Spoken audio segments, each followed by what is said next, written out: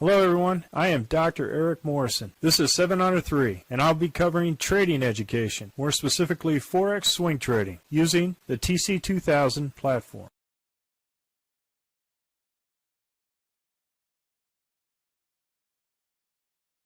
Hello, this is the week in review for the 27 Forex currencies on 20 November at 4 p.m. Central Time. And I'm going to go ahead and start off with the Aussie dollar, Canadian dollar. And as you can see here, this is a pretty good trade. We had a 1-2-3 punch out here and then another 1-2-3 punch out. So good trade on Aussie dollar, Canadian dollar. Aussie dollar, Swiss franc. We started off with a short because over here it didn't fit our criteria.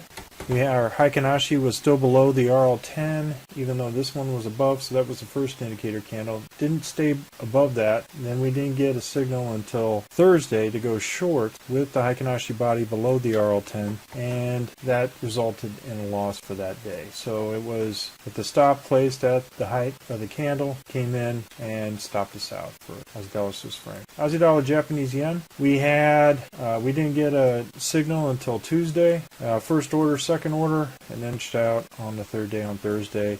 Small loss on the second order, but overall gain overall for the first order. So good trade on Aussie dollar, Japanese yen. Aussie dollar, New Zealand dollar. We had a 1-2-3 punch out at the Z3 excursion on the Heikin-Ashi, so overall great trade on that. It did come back up, but if you used this particular Z3 as a target, you were out of the trade. It was a good 1-2-3 punch out. Aussie dollar, US dollar.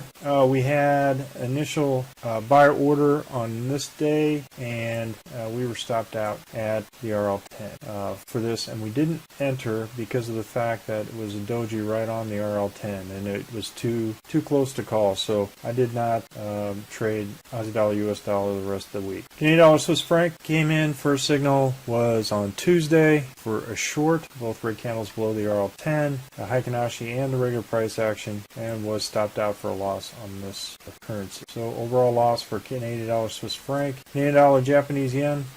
First order, second order, and then was stopped out at break even for the first order and a loss on the second order. So overall loss on Canadian dollar, Japanese yen. Swiss franc, Japanese yen. Beautiful 1-2-3 punch out.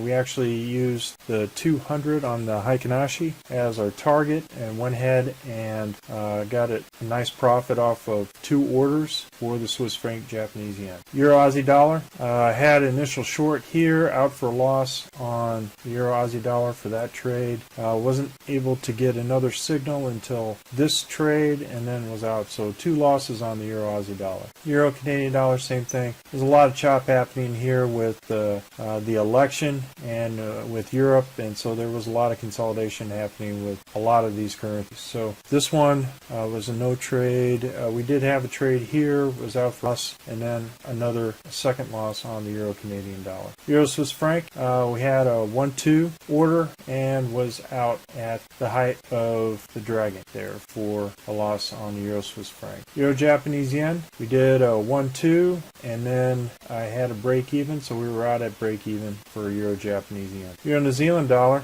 we didn't get a trade in this entire time. Look at this weak short. Everything above the RL10, nothing below it, and even if you get a green candle above the RL10, there was still red Heikin-Ashi to show momentum, showing a consolidation time for the Euro New Zealand dollar. Euro US dollar, we had a 1-2-3 punch out, and I used the RL270 on the Heikin-Ashi as my initial target, so was able to go ahead and get a nice profit on the Euro US dollar. No other trades after that 1-2-3 punch out.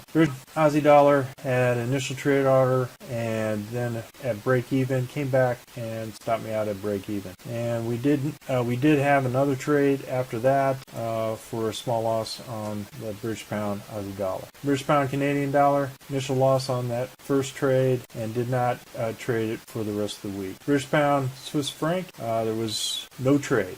No trade for the entire week. Even, as you can see, another week long. And so when you have that, you follow the signals. If it doesn't give you a Heikin-Ashi below as far as momentum and a red candle, then you don't take the trade. So we didn't trade this the entire week. British pound, Japanese yen, beautiful 1, 2, 3 punch out, and did not trade it for the rest of the week. British pound, New Zealand dollar, had an initial trade with a loss, and then we had another what they call week short, and we didn't trade it for the rest of the week. So the beauty of this particular system and process, you out of week shorts and week longs throughout the entire week. So you may initially trade this particular currency with the short, with the body of the Heikin-Ashi below the RL10, and then price action below the RL10. But for the rest of the week, you don't get caught up in this chop because it doesn't give you the right confirmation to show momentum is going in the direction that you're trading. British pound, US dollar,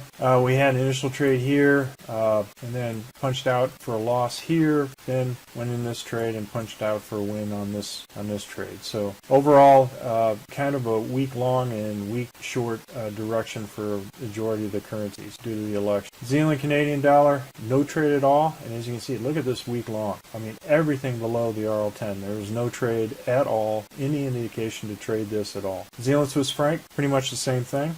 Week long, no trade. New Zealand Japanese yen, we had no signal until Tuesday, another signal, and then we were a loss on New Zealand Japanese yen. They didn't trade it for the rest of the week. New Zealand US dollar, we had one, and then we were stopped out initially, and then a 1 with a gain on New Zealand US dollar. US dollar Canadian dollar, on Monday we had an initial trade, punched out for a loss on the next day, and then initial trade here with a loss on the height of this hammer here because it came back, stopped me out, and then another loss on the last trade. So US Canadian dollar is kind of in consolidation mode along with the rest of the currencies throughout the week. US dollar Swiss franc, again, very choppy here with a week long, a week short. We had 1, 2, and then we punched out for a loss on this one, and then another loss on this one, and another loss on this one. So US dollar Swiss franc had three consecutive losses on